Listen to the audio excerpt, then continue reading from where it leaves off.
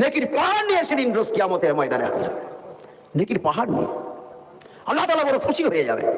মালায়েকা আর ফেরেশতাদেরকে বলবে, এদের হাতে সব জান্নাতের সার্টিফিকেট দিয়ে দাও। প্রত্যেকের হাতে জান্নাতের সার্টিফিকেট দেওয়া হবে। আর সঙ্গে সঙ্গে সেখানে কিছু পাহাড় গিয়ে হাজির হয়ে যাবে। তারা বলতে থাকবে, আল্লাহ তাআলা যাদের হাতে জান্নাতের সার্টিফিকেট দেওয়া হয়েছে, এই সমস্ত ব্যক্তিরা দুনিয়াতে আমাদের হকটা আদায় করেনি। তারা কারা? আপনার স্ত্রী হতে পারে, আপনার পুত্র কন্যা হতে পারে, ভাই পাড়া প্রতিবেশী আত্মীয় স্বজন, এমনকি যারা আপনার কলেমার ভাই, তারা প্রত্যেকে গিয়ে সেদিন হাজির হয়ে যাবে। তারা বলতে থাকবে, আল্লাহ তাআলা যাদের হাতে জান্নাতের সার্টিফিকেট দেওয়া হয়েছে, এরা দুনিয়াতে আমাদের হক আদায় হয়নি। এমনকি আলহামদুলিল্লাহ, আরেকবার শুকরিয়া আদায় করব যে আল্লাহ তাআলা আমাদেরকে শেষ নবীর উম্মত করে সৃষ্টি করেছেন। বিশ্ব নবী তারা পাক জবানে বলেছেন, আমার এই উম্মত যতক্ষণ পর্যন্ত না জান্নাতে কদম রাখবে, ততক্ষণ পর্যন্ত কোন নবী জান্নাতে কদম রাখতে পারবে না। সুবহানাল্লাহ। আরেকবার শুকরিয়া আদায় করব যে আল্লাহ তাআলা আমাদেরকে মুসলমানের ঘরে জন্মগ্রহণ করিয়ে এমনই একজন কামেল ওলি আল্লাহর সহবতে থাকার তৌফিক দান করেছেন। তারই জন্য আল্লাহ তাআলার দরবারে লক্ষ কোটি শুকরিয়া আদায় করে বলি আলহামদুলিল্লাহ। কুল্লু নাফসিন যায়কাতুল মাউত, প্রত্যেকটা প্রাণীকে মৃত্যুর আস্বাদ গ্রহণ করতে হবে। আর মৃত্যুর পরে হয় তার জাহান্নাম আর নয় তার জান্নাত। কি ভাই, কথা ঠিক না বেঠিক? জান্নাতি হবে কারা? যারা আল্লাহর হুকুম মতো চলবে, যারা নবীর সুন্নতের তরিকা অনুযায়ী চলবে, যারা কামেল মুর্শিদের হুকুম মতো চলবে। এটা আমার মুখের কথা নয় ভাই, কালাম পাকের আয়াত আছে, ইয়া আইয়ুহাল্লাযীনা আমানু আতিউল্লাহ আতিউর রাসূলা ওয়া উলিল আমরি মিনকুম। স্বয়ং আল্লাহ বলছে, আমাকে মানো, আমার নবীকে মানো, আর যারা কামেল ওলি আল্লাহ আমার বন্ধু, তাদের নির্দেশটা মানো। তাহলে কি হবে? সেদিন তোমরা বেহিসাব বেহিসাব জান্নাতি হয়ে যাবে। জোরে বলিস। তাহলে মৃত্যুর পরে হয় জাহান্নাম আর নয় জান্নাত। সেই জাহান্নামী কারা হবে? মাওলানা সাহেব অনেক ব্যাখ্যা করে, অনেক হাদিস ব্যাখ্যা করে আপনাদের সামনে তুলে ধরেছেন। যদি আমাদের সামান্যতম একটু জ্ঞান থাকে, সেই জ্ঞানের দ্বারা আমরা নিজেরা চিন্তা ভাবনা করব যে কোন কাজটা সঠিক, কোন কাজটা করলে আল্লাহ খুশি হয়ে যাবে, কোন কাজটা করলে আমরা জান্নাতি হব, এটা আমরা কিন্তু সবাই জানি। কি ভাই, জানি না? জানি না? একটা মাওলানা মুফতি ইসলামের জ্ঞান সম্পর্কে তার কোনো অভাব আছে ভাই? তিনি সবই জানেন। আলেম কাকে বলে? আল্লাহর ভয় যার অন্তরে থাকে সেই হলো আলেম। আলেম মানে হলো জ্ঞানী। জ্ঞানী ওই ব্যক্তি আল্লাহর ভয়টা যার অন্তরে আছে। এইবার দেখুন, মাওলানা মুফতি হাফেজ কারি হয়ে গেল, আল্লাহর ভয়টা তার অন্তরে নেই। হালাল হারাম বেচে খায় না, এই হালাল হারাম বেচে খায় না। মানুষের সম্পর্কে গীবত করে, আমি দুনিয়াতে বড় আলেম আছি, খোদের দলে কোনো আলেম নেই। এই যে অহংকারটা কে করেছিল? কথা বলুন। ইবলিস করেছিল। তার পরিণামটা কি হলো? তার 6 লক্ষ বছরের ইবাদত সমস্ত আল্লাহ তাআলা বরবাদ করে দিলেন, কোনো কাজে আসলো না। তার ঠিকানা হয়ে গেল জাহান্নাম, একটা হুকুম না মানার জন্যে। কিন্তু আজকের আমরা মানুষ আল্লাহর কত হুকুম অমান্য করছি ভাই। আমাদের সময় সময় তো কোনো আযাব হয় না, আমাদের তো কোনো শাস্তি হয় না। বিশ্বনবী এর জন্য আল্লাহর কাছে ফরিয়াদ করেছিল, এ আল্লাহ তাআলা, আমার যারা উম্মত হবে তারা খুব দুর্বল হবে, তাদের আল্লাহ সময় সময় শাস্তি দেবেন না, তাদের তওবা করার সুযোগ দেবেন। আল্লাহ তাআলা সেটাই কবুল করে নিয়েছেন। জোরে বলি সুবহানাল্লাহ। তাহলে আমরা যে নবীর উম্মত হয়ে এসেছি, আল্লাহ তাআলা যে আমাদেরকে আল্লাহর উম্মত করে পাঠিয়েছেন, এর জন্য আল্লাহ তাআলার কাছে আমরা লক্ষ কোটি শুকরিয়া আদায় করে বলি আলহামদুলিল্লাহ। আজকে দেখুন, একটা কথা আমরা একটু চিন্তা করব ভাই, যে আজকে সারা বিশ্বে বিভিন্ন জায়গায় বিভিন্ন ভাবে ওয়াজ নসিহত হচ্ছে। কিসের কারণে? মানুষের হেদায়েতের জন্য, মানুষ যাতে পরিবর্তন হয়, মানুষ যাতে অসৎ পথ থেকে সৎ পথে ফিরে আসে, মানুষ যাতে আল্লাহ রাসূলের হুকুম মতো চলতে পারে, হালালকে হালাল জানবে, হারামকে হারাম জানবে। এইভাবে তারা কি করবে? সত্যের দিশারি হবে। তাহলে কি হবে? তারা সবাই জান্নাতি হয়ে যাবে। সমস্ত জায়গায় ওলামা একরামরা তারা একইভাবে নসিহত করে যাচ্ছে, কিন্তু মানুষ কোনো হেদায়েত হয় না। তার কারণটা কি? আল্লাহ তাআলা স্বয়ং বলে দিয়েছে, এ নবী, আমি যে কালাম পাক পাঠিয়েছি এটা তুমি দুনিয়ার মানুষের কাছে প্রচার করো, কিন্তু হেদায়েতের চাবিকাঠিটা আমার হাতে। কার হাতে? মহান আল্লাহ তাআলার হাতে। এগুলো হলো আমাদের দায়িত্ব। এই কথাগুলো মানুষের কাছে প্রচার করা এটা হলো আলেমদের দায়িত্ব। ওই সমস্ত আলেম দুনিয়াতে ভাই প্রচুর আছে, বহু আলেম আছে, কিন্তু আজকের একটা কথা হচ্ছে যে এই সমস্ত যে আল্লাহর হুকুম বিশ্ব নবী তিনি যে পালন করেছেন, বিভিন্ন জায়গায় তিনি এইরকম ভাবে মজলিস করে মানুষদেরকে আল্লাহ বাণী শুনিয়েছেন, মানুষকে হেদায়েতের রাস্তা দেখিয়েছেন, তার বিনিময়ে তিনি কি মানুষের কাছ থেকে কোনো উজরত নিয়েছেন? কি ভাই কথা বলুন।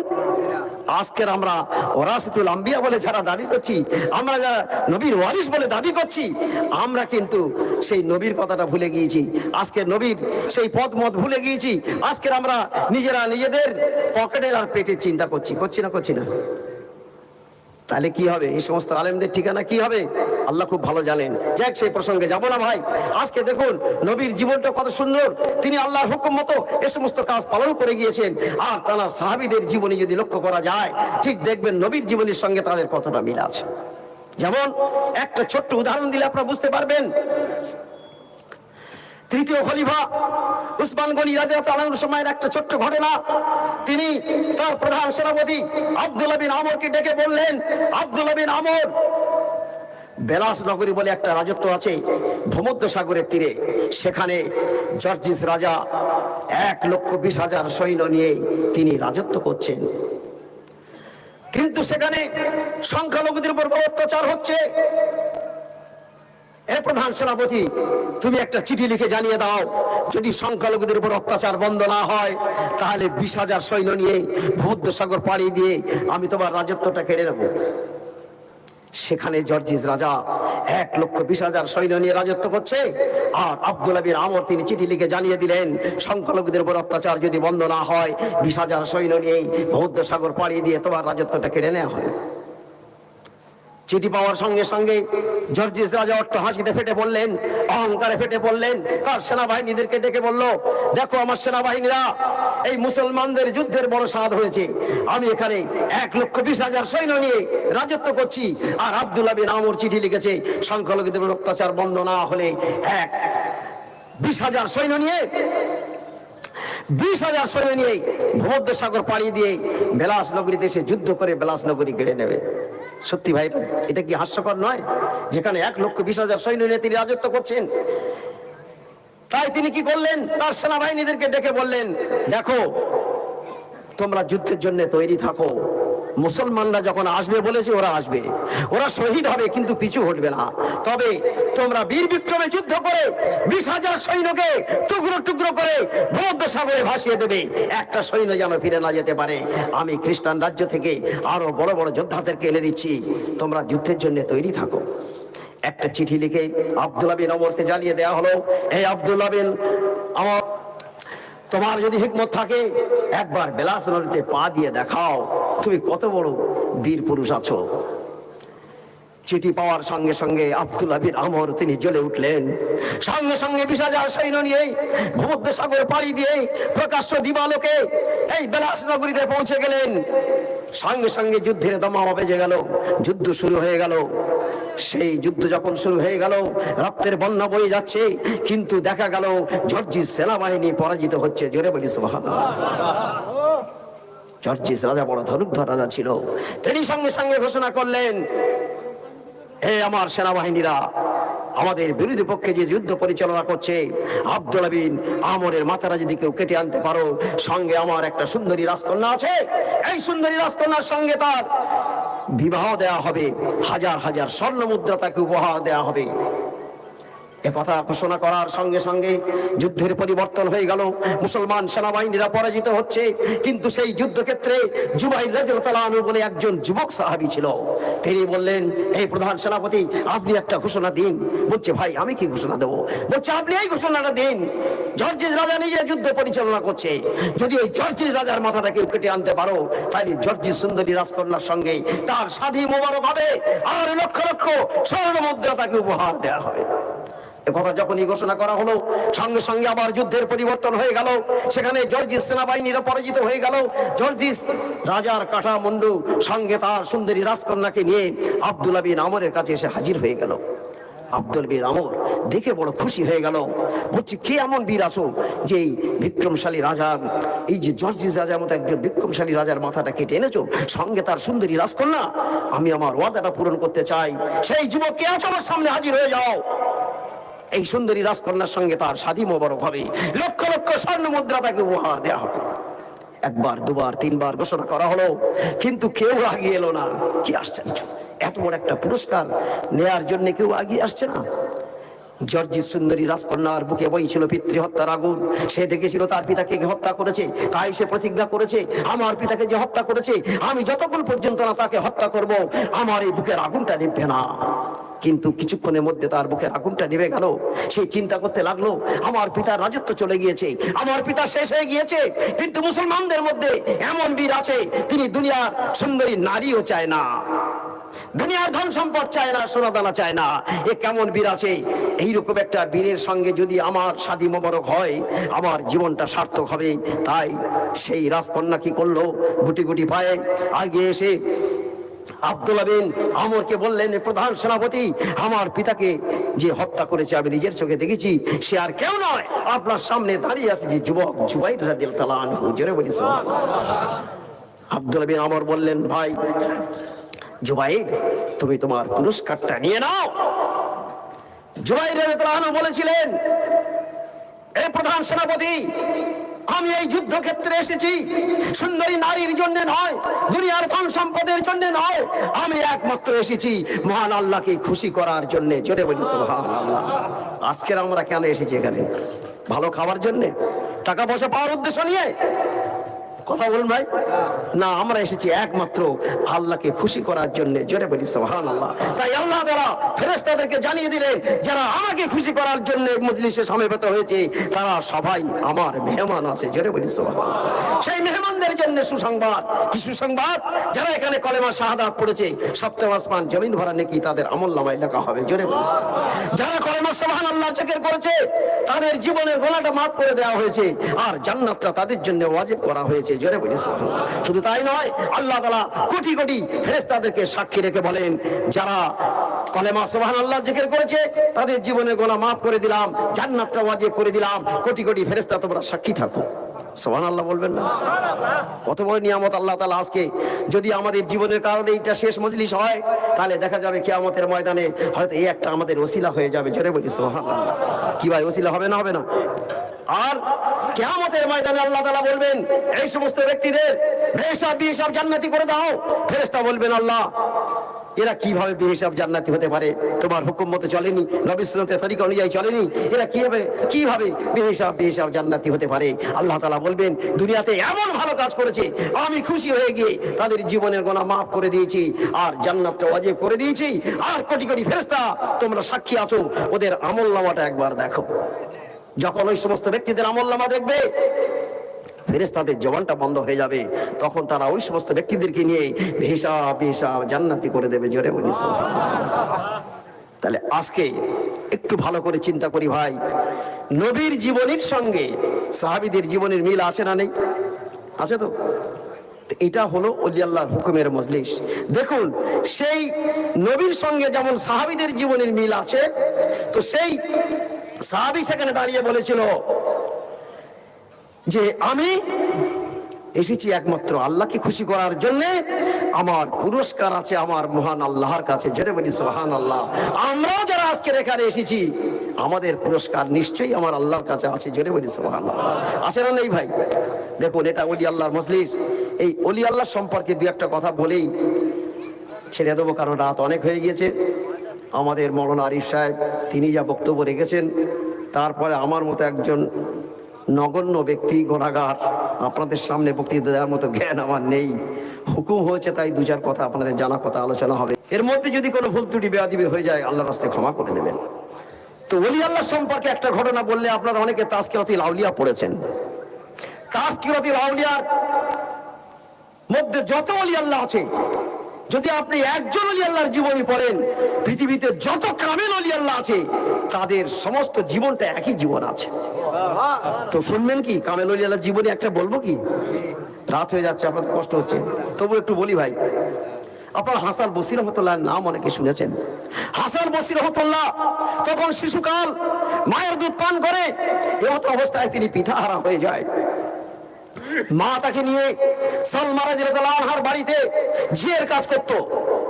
আস্তে আস্তে হাসান বসরি রহমাতুল্লাহ যখন বড় হয়ে উঠলো, তার মা বলল, দেখো বাবা হাসান, ছোট থেকে নিয়ে লোকের বাড়ি ঝিয়ের কাজ করে তোমাকে লালন পালন করে বড় করেছি, তুমি এখন জন যুবক হয়েছো, বড় হয়েছো, তোমার সংসারটা তুমি বুঝে নাও, আমার আর কষ্ট করার মতো ক্ষমতা নেই। মায়ের কথা শোনার পর হাসান বসরি রহমাতুল্লাহের মনে বড় কষ্ট হলো। বলল, মা তোমার আর কোনো চিন্তা করতে হবে না, তোমার হাসান এখন অনেক বড় হয়ে গিয়েছে, সে দুনিয়ার সম্পদটা কোথায় আছে দেখতে চায়। তাই মায়ের অনুমতি নিয়ে রোম সাম্রাজ্যে চলে গেল। সেই রোম সাম্রাজ্যে গিয়ে একজন উজিরের সঙ্গে বন্ধুত্ব করলো। আর বন্ধুত্ব করার পর হিরে জহর মণিমুক্তের ব্যবসা শুরু করে দিলেন। বেশ কিছু দিনের মধ্যে বিরাট ঐশ্বর্যের মালিক হয়ে গেল। একদিন তার রুজির বন্ধু বলছে, এ বন্ধু, বেশ কিছুদিন হয়ে গেল আমরা ব্যবসা নিয়ে বড় ব্যস্ত আছি, কিন্তু আমরা আজকে এমন একটা জায়গায় বেড়াতে যাব, সেই জায়গার মনোরম দৃশ্য দেখলে আমাদের বড় ভালো লাগবে, আবার আমরা পুনরায় এসে মনোযোগ দিয়ে ব্যবসা শুরু করব।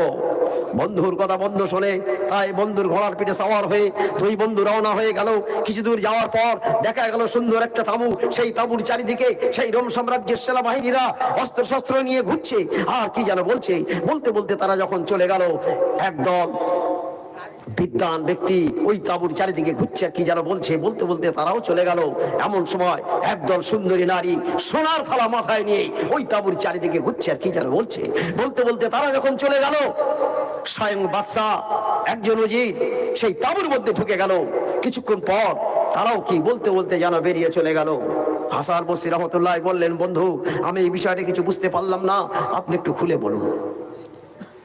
সেই উজির বন্ধু তখন বলছে, বন্ধু তাহলে শোনো, এই যে রোম সাম্রাজ্যের সম্রাট, তার একটাই মাত্র সন্তান ছিল। সেই সন্তান যখন বড় হয়েছে, জওয়ান যুবক হয়েছে, তার বিয়ের বয়স হয়েছে, বাদশা ঘোষণা করলো, আমার এই যুবরাজের জন্য একটা সুন্দরী নারীর সংবাদ দিতে পারবে, আমি তাকে পুরস্কার করব।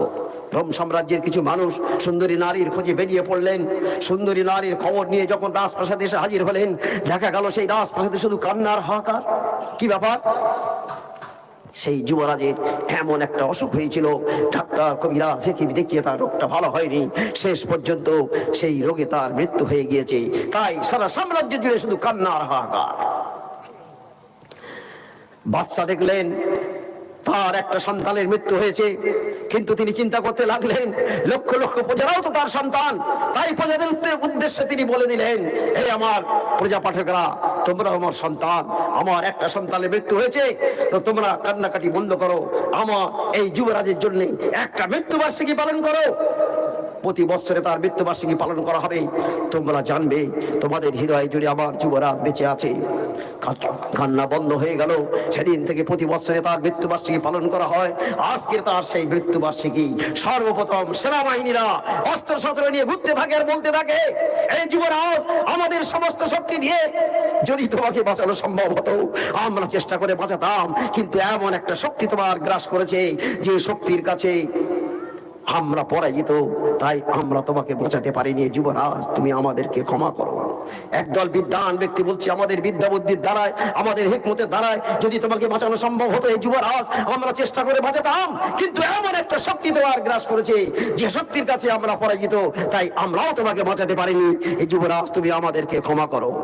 একদল সুন্দরী নারী সোনার থালা মাথায় নিয়ে বলছে, যুবরাজ, আমাদের রূপ ও লাবণ্য দিয়ে আর এই হিরে জওহর মণিমুক্ত সোনার বিনিময়ে যদি তোমাকে বাঁচানো সম্ভব হতো, আমরাও চেষ্টা করে বাঁচাতাম, কিন্তু এমন একটা শক্তি তোমার গ্রাস করেছে যে শক্তির কাছে আমরা পরাজিত, তাই আমরাও তোমাকে বাঁচাতে পারিনি।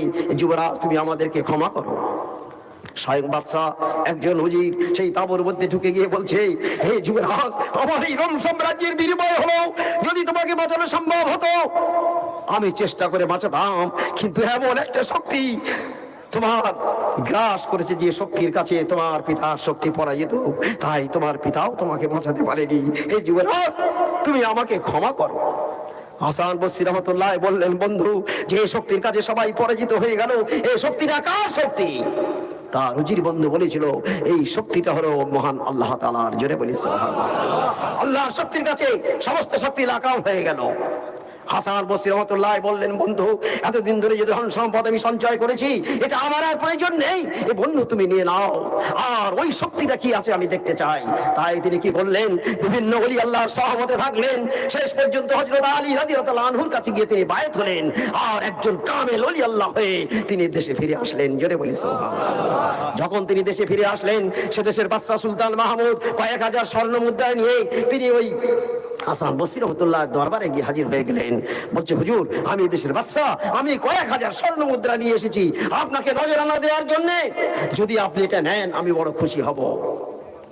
হাসান বসরি রহমাতুল্লাহ মুস্কি হেসে বললেন যে, বাদশা আজকে দিনের জন্য আপনি আমার মেহমান আছেন।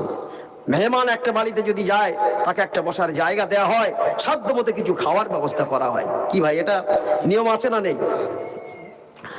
তো আপনি আজকে দিনের জন্য আমার মেহমান আছেন, কিন্তু আপনি তো বাদশা মানুষ, নরম ঘিয়ের লুচি কষা মাংস আপনার খাবার, সেই রকম কোনো খাওয়ার ব্যবস্থা আমার কাছে নেই।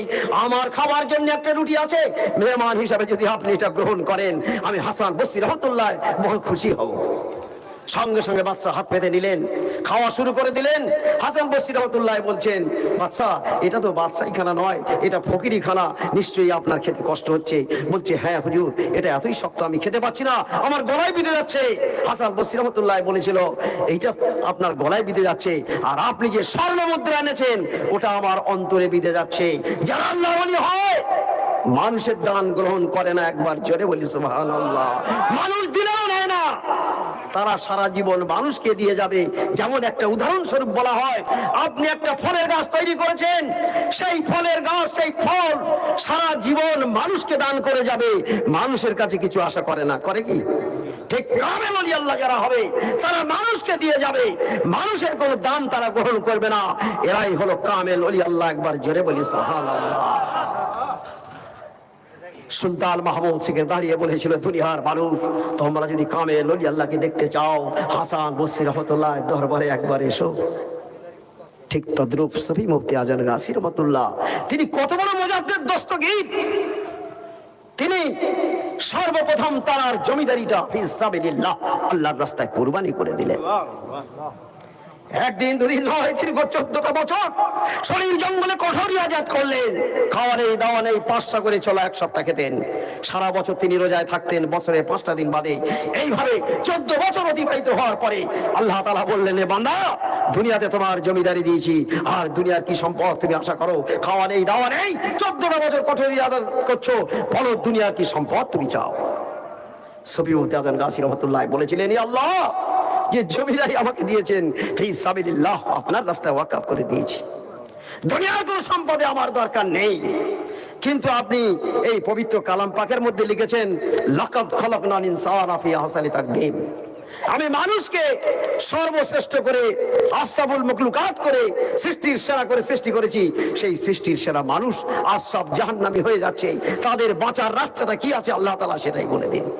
সারা বিশ্বের মানুষের মাগফিরাতের জন্য তিনি একদিন দুদিন নয়, দীর্ঘ 14টা বছর শরীর জঙ্গলে কঠোর রিয়াজত করে আল্লাহকে তিনি খুশি করলেন। আল্লাহ খুশি হয়ে গিয়ে বললেন, এ আমার মাহবুব বান্দা,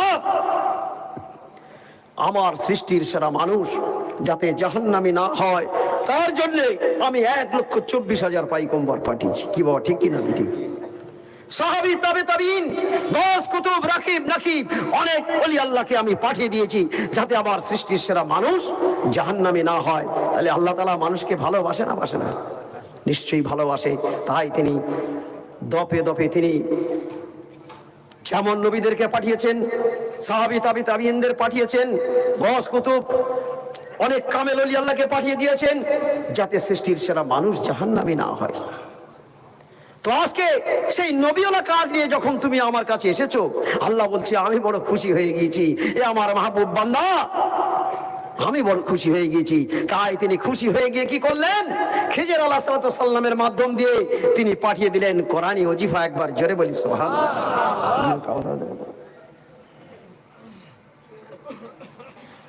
ডাক্তার ওজিফার কাগজ আনেননি? ও ডাক্তার ওজিফার কাগজ আনেননি? অল্প কটা আছে মনে হচ্ছে তো। আল্লাহ তাআলা খুশি হয়ে গিয়ে খেজর আলাইহিস সালামের মাধ্যম দিয়ে পাঠিয়ে দিলেন এই কোরআনী ওজিফা। একবার জোরে বলি সুবহানাল্লাহ। আজকে কোরআনী ওজিফাটা কেন পড়বো? এটা পড়ার কি প্রয়োজনীয়তা আছে? এটা পড়লে আমাদের কি লাভ হবে, আর না পড়লে কি ক্ষতি হবে? যে কথাটা মাওলানা সাহেব বললেন, যে ওজিফার কথাটা ডাক্তার সাহেব নিশ্চয়ই বলবেন, কি বলেছে না? সেটাই বলবো, কারণ এটাই হলো এই মজলিসের সারাংশ এবং সর্বশ্রেষ্ঠ জিনিস হলো আমরা নামাজের কথা বলবো, কোরআনী ওজিফার কথা বলবো, হালাল মাল খাওয়ার কথা বলবো, সাধ্যমতো পরেশগারি করার কথা বলবো, আর পবিত্র এই কালাম পাকের হক আদায় করার কথা বলবো। কেন বলবো সেইটার ব্যাখ্যা করেই আমি শেষ করে দেবো। আপনাদের হয়তো রাত্রে কষ্ট দেব না, শুনবেন বলবো কি?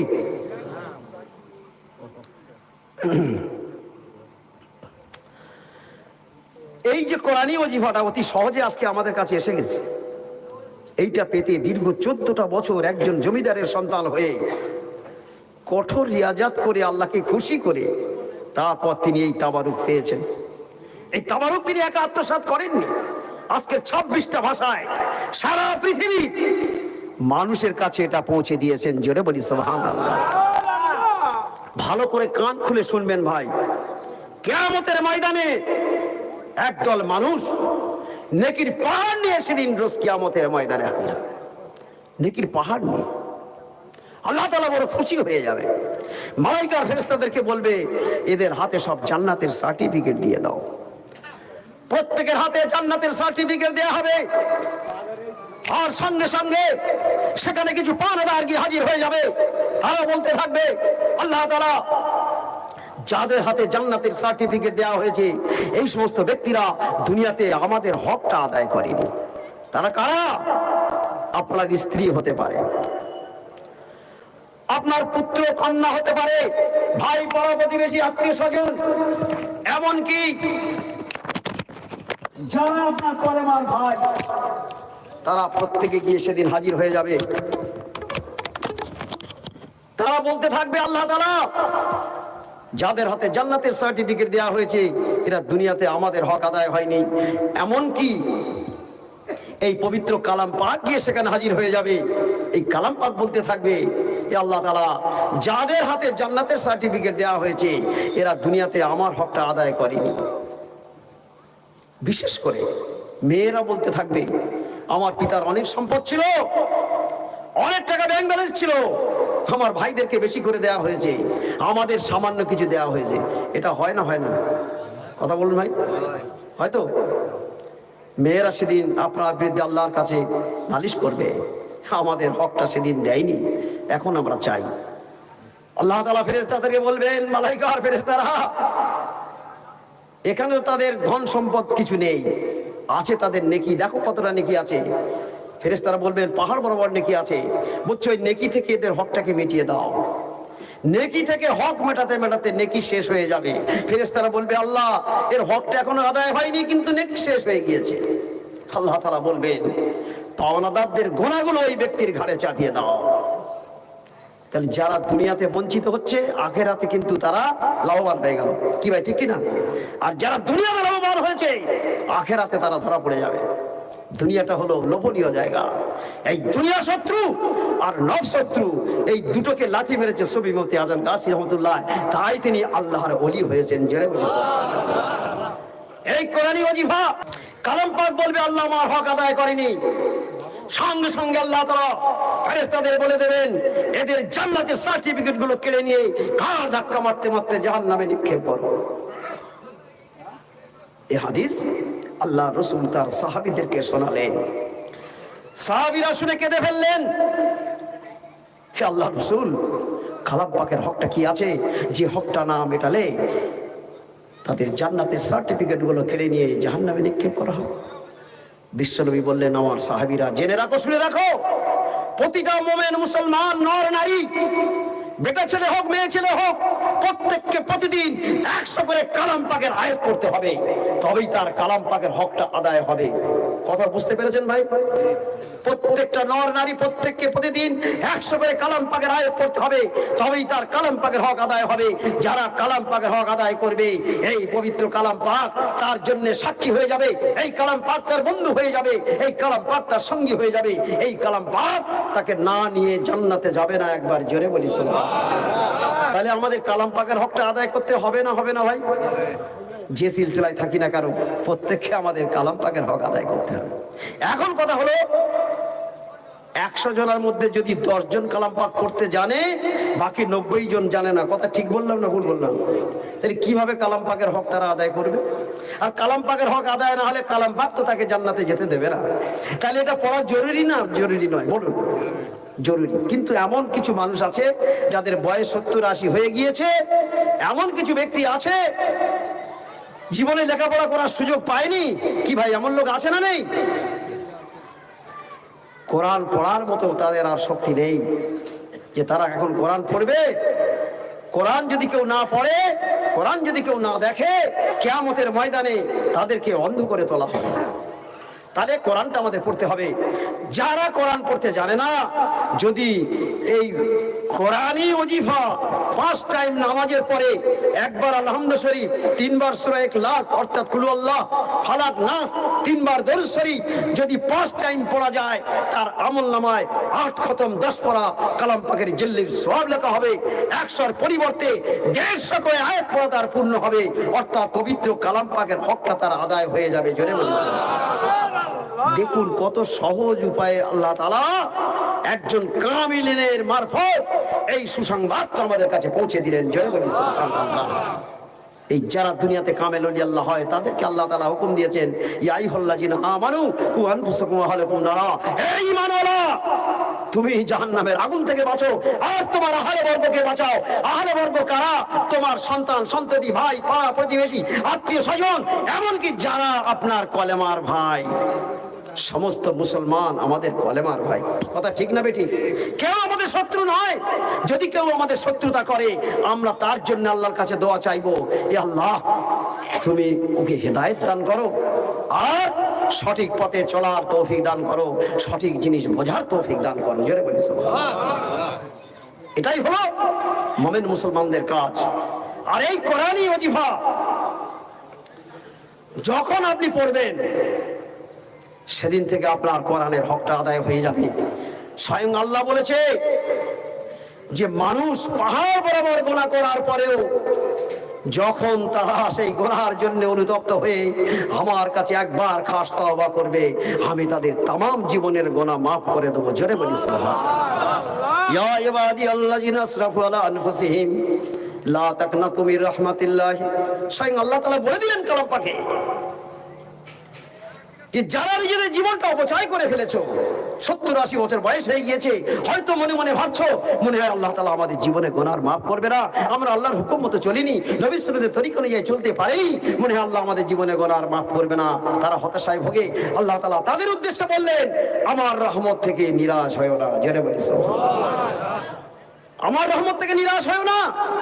লক্ষ লক্ষ গুনাহ করেছো, সেই গুনাহর জন্য অনুতপ্ত হয়ে একবার আমার কাছে খাস তওবা করো, আমি তোমাদের তামাম জীবনের গুনাহ মাফ করে দেবো। জোরে বলি সুবহানাল্লাহ। তারপরে যখন আপনি এই কোরআনের হকটা আদায় করবেন, এই অবস্থায় মৃত্যুকাল পর্যন্ত যদি আপনি নিয়ত করে নেন, আল্লাহ তাআলা মৃত্যুকাল পর্যন্ত এই 5 ওয়াক্ত নামাজ বিনা কাজায়, হালাল রুজি সাধ্যমতো পরেশগারি আর পবিত্র কালাম পাকের হকটা আদায় করার খাসুল খাস তৌফিক দাও আল্লাহ। আল্লাহ বলছে, যখন কোন ইমানদার কোন নিয়ত করেন, আমি ইমানদারের নিয়তটাকে বরবাদ করি না। জোরে বলি সুবহানাল্লাহ। তাহলে ইমানদারের কত মূল্য আল্লাহর কাছে, ইমানদারের কত কত দাম আল্লাহর কাছে। আর আল্লাহ তাআলা বললেন, আমি মুত্তাকি পরেশগারকে ভালোবাসি, আমি তাদের দোয়া কবুল করি, আমি কোনো হারাম করে দোয়া কবুল করি না। কথা বোঝা গেল ভাই? বিশ্বনবী বলেছেন, একটা লোকমা হারাম খাবে 40 দিন তোমার ইবাদত আল্লাহর দরবারে কবুল হবে না। কথাটা ঠিক না বেঠিক? যদি মানি ঈমান থাকবে, আর যদি না মানি ঈমান থাকবে না। দুনিয়া অনেক আলেমকে বলতে শোনা যায়, অত কিছু মানতে গেলে হয়। বলছে একটা মাওলানা সাহেব, মসজিদের ইমাম সাহেব, তিনি সুদখোর বেনামাজি সবার বাড়ি খেয়ে বেড়াচ্ছে। খায় না? কি ব্যাপার ইমাম সাহেব, আপনি হয়তো সুদখোর বেনামাজি, ওর বাড়ি খাচ্ছেন? যে দিচ্ছে তার গোনা হবে, তা আপনি তাকে সতর্ক করবেন না? সে তো তোমার কলেমার ভাই। কি ভাই, কথা ঠিক বলছি না ভুল বলছি? সে তো তোমার কলেমার ভাই, তোমাকে বলতে হবে। বসিরহাট একটা মজলিসে গিয়েছি, সেই মসজিদের ইমাম সাহেব, তিনি মাওলানা সাহেব, তিনি এসে বলছে, মাওলানা সাহেব আপনারা তো বেঁচে যাচ্ছেন। বলে কেন? যে আপনার মুর্শিদ যেখানে উরসুল মজলিসে পাঠাচ্ছে সেই লোকটা নামাজি কিনা আগে তাকে যাচাই করা হয়।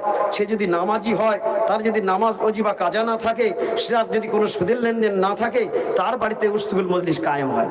কথা ঠিক তো ভাই? তাহলে আপনারা যেখানে যাচ্ছেন হালাল মাল খাচ্ছেন। আমি মসজিদে ইমামতি করি, সুদখোর, মদখোর, বেনামাজি, ভালো লোক সবার বাড়ি খেতে হয়। ইমান আমলটা কিভাবে বাঁচাবো? দেখুন, আপনি তো মাওলানা সাহেব, আপনার জ্ঞান দেওয়ার মতো জ্ঞান আমার ভান্ডারে নেই। তবে আমরা কামেল মুর্শিদকে বলতে শুনেছি, সেইটুকুই ভাই বলতে পারি। আমার নিজস্ব কোনো জ্ঞান, নিজস্ব কোনো বুদ্ধি কিছুই নেই। আমার মুর্শিদের শোনা কথাই বলছি। আমার মুর্শিদ বলছি, বাবা আল্লাহ তাআলা ইমানদার মুত্তাকি পরহেজগারকে ভালোবাসে, আর যদি তারা নিয়ত করে, আল্লাহ বলছি সেই নিয়তটাকে আমি বরবাদ করি না। আপনাকে একটাই পরামর্শ দেব, আপনি নিয়ত করুন, এ আল্লাহ তাআলা যতদিন হায়াতে বাঁচিয়ে রাখবেন, হালাল মাল খাওয়ার তৌফিক দিন, হারাম থেকে বাঁচিয়ে নিন, দেখবেন আপনি একদিন হাক্কানি আলেম হয়ে যাবেন। জোরে বলি সুবহানাল্লাহ। তিনি শুনে খুব খুশি হয়ে গেল, বললেন যে ভাই এরকম পরামর্শ তো কেউ আজ পর্যন্ত দেয়নি আমাকে। তা আল্লাহ হয়তো আপনাকে ভালোবেসেছে, তারই জন্য আল্লাহ তাআলা এখানে আপনাকে হাজির করিয়েছেন। আমার জবান থেকে কথাটা আল্লাহ বলিয়ে দিয়েছে। জোরে বলি সুবহানাল্লাহ। কার দ্বারা কি হয় ভাই কেউ জানে না। একটা সামান্য লোকের দ্বারায় আপনার অনেক উপকার হতে পারে, কিন্তু আমরা তাকে ঘৃণা করি, আমরা তাকে মানুষ বলে মনে করি না। বিশ্বনবী তার মসজিদের নবমীতে বসে আছেন, এমন সময় একজন ব্যক্তি আসছেন, সাধারণ একজন ব্যক্তি। বিশ্বনবী তার উদ্দেশ্যে বললেন, হে আমার সাহাবীরা, ওই যে ব্যক্তিটা আসছে, ওই ব্যক্তিটা জান্নাতি, ওই ব্যক্তিটা জান্নাতি, ওই ব্যক্তিটা জান্নাতি। সমস্ত বড় বড় সাহাবীরা অবাক হয়ে গেলেন। আমরা এত বড় বড় সাহাবী থাকতে একজন সামান্যতম একটা সাহাবী, যার নাম হাদিসের মধ্যে আসেনি, তার সম্পর্কে আল্লাহ রাসূল সার্টিফিকেট দিলেন, এই ব্যক্তিটা জান্নাতি। আব্দুল্লাহ বিন ওমর রাদিয়াল্লাহু তাআলা আনহু পরপর 3 দিন যখন এই কথা শুনলেন, ওই ব্যক্তির কাছে গিয়ে বলছে, ভাই আমি একজন মুসাফির হয়ে 3 দিন আপনার বাড়িতে থাকবো, থাকা যাবে কি? তিনি বললেন, এটা তো খুব সৌভাগ্যের বিষয়, আপনাদের মতো সাহাবীর পায়ের ধুলো যদি আমার বাড়িতে পড়ে, আমার জীবনটা সার্থক হবে। নিশ্চয়ই থাকবেন। 3 দিন তিনি থাকলেন, অনুসন্ধান করলেন। তিনি এমনকি ইবাদত বন্দেগী করেন, যে ইবাদত বন্দেগীর বলে নিশ্চয়ই নবীজি বলেছেন যে এই ব্যক্তি জান্নাতি। তাই তিনি অনুসন্ধান করছেন। 3 দিন থাকার পর তিনি কিছু বুঝতে পারলেন না। না তিনি রাত্রে জেগে কোনো নামাজ আদায় করছেন, না তিনি দিনে রোজা করছেন। তাহলে তিনি কি এমন আমল করে? সেই ব্যক্তিকে জিজ্ঞাসা করা হলো, ভাই আপনি কি এমন আমল করেন? বিশ্বনবী আপনার জান্নাতের সার্টিফিকেট দিয়েছে। বলছে, ভাই আমি তো এমন কিছু আমল করি না, তবে হ্যাঁ আমি 5 ওয়াক্ত নামাজ পায়বন্দির সঙ্গে মসজিদে গিয়ে আদায় করি। জোরে বলি সুবহানাল্লাহ। পবিত্র কালাম পাকে হক আদায় করি। কোন মানুষের সঙ্গে বিবাদ হলে আমার দোষ না থাকলেও আমি গিয়ে ক্ষমা চেয়ে নেই, ভাই আমার যদি কোনো অপরাধ হয়ে থাকে আমাকে ক্ষমা করে দেবেন। এই আদর্শটা কার আদর্শ? নবীর আদর্শ। এই নবীর আদর্শ, একটা নবীর সুন্নাত যদি কেউ পালন করে, 100 শহীদের দরজা নিয়ে এসে কিয়ামতের ময়দানে জান্নাতে চলে যাবে। জোরে বলি সুবহানাল্লাহ। দেখুন ভাই, কোন জিনিস মধ্যে কি ফায়দা। বিশ্বনবী তাই বলেছেন, ছোট্ট ছোট্ট কথার মধ্যে দিয়ে আমাদের বড় বড় ফায়দা বরকত দিয়ে দিয়েছেন। বিশ্বনবী বলেছেন, যদি কোনো মানুষ দিনে 10 বার দরুদ শরীফ পড়ে, তার কবরের আযাবটা মাফ হয়ে যাবে। জোরে বলি সুবহানাল্লাহ। কবরটা তো প্রথম ঘাঁটি নাকি ভাই? কবরে যার আযাব হবে সব জায়গায় আযাব হবে, কবরে যে নাজাত পাবে সব জায়গায় সে নাজাত পেয়ে যাবে। জোরে বলি সুবহানাল্লাহ। তাই বিশ্বনবী বলেছেন, বাবা দিনের মধ্যে যদি 10 বার তুমি দরুদ শরীফ পাঠ করো, তোমার কবরের আযাবটা মাফ হয়ে যাবে। জোরে বলি সুবহানাল্লাহ। তাহলে এখন একটু চিন্তা করে দেখি ভাই, যারা আজকে বিনা কাজায় নামাজ পড়ছে, হালাল মাল খাচ্ছে, সাধ্যমতো পরেজগারি করছে, পবিত্র কালাম পাকের হক আদায় করছে, নিশ্চয়ই নিশ্চয়ই আল্লাহ তাআলা তাদেরকে আল্লাহর মনোনীত জান্নাতে প্রবেশ করাবেন। জোরে বলি সুবহানাল্লাহ। তাই এই ওজিবা সম্পর্কে আর একটা কথা বলে শেষ করে দেব। এই ওজিবা পণ্যে হলা ব্যক্তি যখন কিয়ামতের ময়দানে হাজির হবে, তার শরীর থেকে নূর চমকাতে থাকবে, কোন মানুষ তাকাতে পারবে না, এমনকি নবীরাও পর্যন্ত তাকাতে পারবে না। সেই সমস্ত নবীরা ওই ফেরেশতাদেরকে জিজ্ঞাসা করবেন, ও মালাইকার ফেরেশতারা, এই ব্যক্তি এরা কারা? এদের শরীর থেকে নূর চমকাচ্ছে, এদের দিকে তাকানো যায় না, এরা কারা? ফেরেশতারা বলবেন, এরা হলো শেষ নবীর উম্মত, কোটি কোটি কোটি কোটি কালাম পাকের সওয়াব নিয়ে আজ কিয়ামতের ময়দানে হাজির হয়েছে। এক একটা মানুষের আমলনামা সম্পর্কে হাদিসের মধ্যে এসছে, একটা মানুষের দৃষ্টিশক্তি যতদূর যাবে এতটা করে লম্বা চওড়া এক একটা আমলনামা, এইভাবে 99টা আমলনামা থাকবে। কারোর নেকিতে পরিপূর্ণ থাকবে আর কারোর গুনাহে পরিপূর্ণ থাকবে। এই সমস্ত ব্যক্তিদের শরীর থেকে নূর চমকাতে থাকবে, সে নিজেও কল্পনা করতে পারবে না কিভাবে কোটি কোটি কালাম পাকের সওয়াব তার আমলনামায় এলো। দেখুন কিভাবে যাচ্ছে, প্রতিদিন কোটি কোটি মুত্তাকি পরেজগার পীর ভাই পীর বহিন যাদের দোয়া আল্লাহর দরবারে কবুল হয়, 5 ওয়াক্ত নামাজের পরে 5 টাইম ওজিফা পড়ে দোয়া করা হচ্ছে, ইলাহি রহমত জিয়াদা করো। যারা এই ওজিফা পড়েছেন, পড়ছেন, পড়বেন, যারা পড়ে কবরবাসী হয়েছে, বর্তমানে যারা পড়ছে, লক্ষ বছর পরেও যারা পড়বে তাদের জন্য দোয়া করা হচ্ছে। এইভাবে প্রতিদিন কোটি কোটি কালাম পাকের সওয়াব আপনার আমলনামায় চলে যাবে। জোরে বলি সুবহানাল্লাহ। কিয়ামতের ময়দানে আপনি খুশি হয়ে যাবেন। এই কোরআনী ওজিফা আজ থেকে পড়বেন, 2 রাকাত নফল নামাজ পড়ে নিয়ত করে নেবেন, আল্লাহ তাআলা এতদিন জানতাম না, পড়িনি, কোরআনের হক আদায় করিনি, কিয়ামত পর্যন্ত যদি তুমি বাঁচিয়ে রাখো আল্লাহ, এই কোরআনী ওজিফা পড়ার খাসুল খাস তৌফিক দাও, বিনা কাজায় 5 ওয়াক্ত নামাজ পড়ার তৌফিক দাও, হালাল মাল খাওয়ার তৌফিক দাও, সাধ্যমতো পরহেজগারি করার তৌফিক দাও, পবিত্র কালাম পাকের হক আদায় করার তৌফিক দাও। জোরে বলি সুবহানাল্লাহ। এই নিয়ত যখন আপনি করবেন দেখবেন আল্লাহ তাআলার ইচ্ছা আল্লাহ তাআলা এটাকে করিয়ে দেবেন। জোরে বলি সুবহানাল্লাহ। আমাদের কোনো ক্ষমতা আছে ভাই? একটা শ্বাস নেওয়ার ক্ষমতা আছে না, শ্বাস নেওয়ার ক্ষমতা নেই, কিন্তু যখনই আমরা নিয়ত করে নেব আল্লাহর ইচ্ছায় আল্লাহ তাআলা এগুলো আমাদেরকে করিয়ে দেবেন। জোরে বলি সুবহানাল্লাহ। ইনশাআল্লাহ আমরা চেষ্টা করব, আমরা বিনা কাজায় নামাজ আদায় করব। আমার মুর্শিদ সবি মুফতি আজম গাজী রহমাতুল্লাহ, তিনি কত বড় মুজাদ্দিদ, তিনি সারা বিশ্বের মানুষের মাগফিরাতের জন্য আল্লাহর কাছে দোয়া চাইলেন আর আল্লাহ তাআলা খুশি হয়ে কোরআনী ওজিফা দিয়ে দিলেন। তাই আমার মুর্শিদ এই ওজিফার সঙ্গে, এই ওজিফাটা হলো একবার আলহামদুলিল্লাহ শরীফ, 3 বার কুল আল্লাহ, 1 বার ফালাক, 1 বার নাস, 3 বার দরুদ শরীফ। আর আমার মুর্শিদ হাদিস সাগরে ডুব দিয়ে 5 কলেমা আমাদেরকে দিয়ে দিলেন, যে কলেমা সম্পর্কে বয়ান করার সময় নেই, তবু 2-1টা কলেমা সম্পর্কে বলছি। কলেমা শাহাদাত পড়লে 7ম আসমান জমিন ভরা নেকি হবে, 80 বছরের কুফরি গুনাহ আল্লাহ তাআলা মাফ করে দেবেন। আর কলেমা সুবহানাল্লাহ পড়লে কি হবে?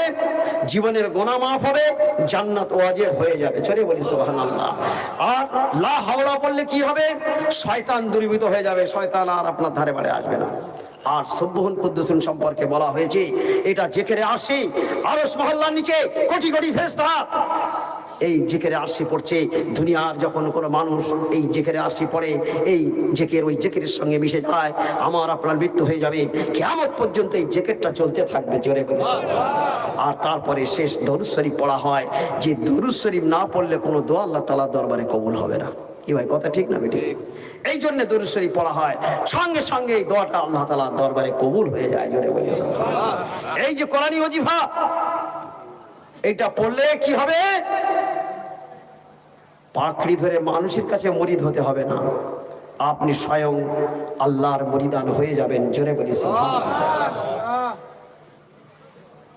আমার মুর্শিদ বলেছেন, বাবা বেশি কিছু করার দরকার নেই, আমার 4টে হুকুম মানবে, বিনা কাজায় নামাজ আদায় করবে, হালাল মাল খাবে, সাধ্যমতো পরহেজগারি করবে, আর এই কোরআনী ওজিফার দ্বারাই পবিত্র কালাম পাকের হকটা আদায় করবে। তাহলে আমার 8জন মুর্শিদের সমস্ত ফয়েজ বরকত, আমার সমস্ত ফয়েজ বরকত তোমার সিনাতে এসে যাবে, তুমি সেদিন বেহিসাব জান্নাতি হয়ে যাবে। জোরে বলি সুবহানাল্লাহ। ইনশাআল্লাহ আমরা প্রত্যেকে চেষ্টা করব ভাই, যারা এখনো কোরআনের হক আদায় করতে পারেনি, এই কোরআনী ওজিফা প্রত্যেকে আমরা আদায় করার চেষ্টা করব। আর এতক্ষণ ধরে যা কিছু আমরা শুনেছি, শোনার থেকে বেশি বেশি করে আমল করার চেষ্টা করব। আর আমার বলার দ্বারায়, ভাষার ধারায় যদি কোনো ভুল ত্রুটি বেয়াদবি হয়ে যায়, নিজের ছোট ভাই মনে করে আল্লাহর রাস্তায় ক্ষমা করে দেবেন। ওমা আলাইনা বালাদিল আমিন। একবার মহব্বতের সঙ্গে দরুদ শরীফ পড়ি। আল্লাহুম্মা সাল্লি আলা সাইয়্যিদিনা ওয়া আলা আলিহি ওয়া সাহবিহি